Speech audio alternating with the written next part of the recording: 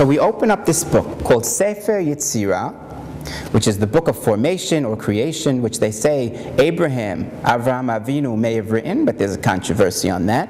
We're not really sure who the author is. But certainly the teachings came from Abraham because he taught everything that there was at that time. Whether it got written in a book is the question, but it's certainly from his teachings. Okay? What does it say here in the beginning? It says, well, let me just show you what the tree of life looks like. If you can see this picture. If not, you can see it in the Sefer Yetzirah if you want to get one, but I'll just show you a fundamental picture right here, if it can be seen, just something like that, which shows 10 Sefirot and 22 pathways. Okay? Now it says, Bishloshim u'shtayim nitivot, with 32 pathways, which is really 22 pathways, but with the 10 Sefirot, so it makes 32, if you count it that way. It says, Chakak, Hashem engraved, and he made the world that way. Okay, with those 32 pathways, which is the tree of life. The tree of life is, the Etz Chaim is the 32 pathways, which is the 10 Sefirot and the 22 paths. And it says, he created his world b'shlosha sefarim, with 3 books. B'sefer, v'safar, v'sipur. Okay?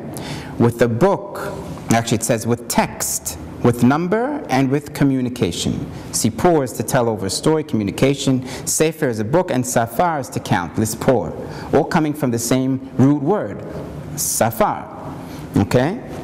Text, number, and communication all coming from the same word, and we also call these the 10 Sefirot, which come from those 3 things. So it means all 3 is this tree. That's why we call it the Sefirot tree, or the Etz Chaim as they call it. They even call it the holy tree. The Arizal calls it the Ilan HaKadosh, the holy tree, which is an Etz also. Different names for it. Okay? Now, what does this 3 words mean? Text, number, and communication. That he created the world with it. Now, first of all, there's our answer. He created the world with this Etz Chaim. So the Etz Chaim is this one thing, the supersubstance. And Rabbi Kessin actually even said that at the end of his class about supersubstance. He said it's the 10 Sefirot. That is the supersubstance. That's what God made. And everything comes out of that. Okay?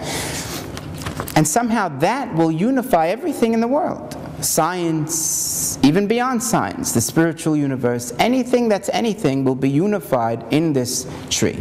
And that's why it's called Etz Chaim, a tree of life, because like I said in the beginning, a tree is a structure which is all-encompassing and everything is included in it, and it's a workings that, a unifying working substance. So it's not like there's 10 Sefirot that work alone, they work together. See? And it's really one thing. The 10 Sefirot really make up one thing, one tree. That's what a tree is. Because everything's connected. Okay? Now look what it says in here.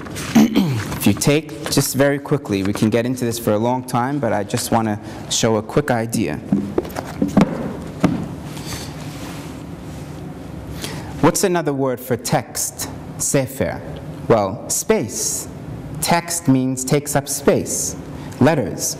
As opposed to safar, to count, you count, and that is time. Because like a year, you're counting numbers, could be days, years, etc. That's a time issue. See?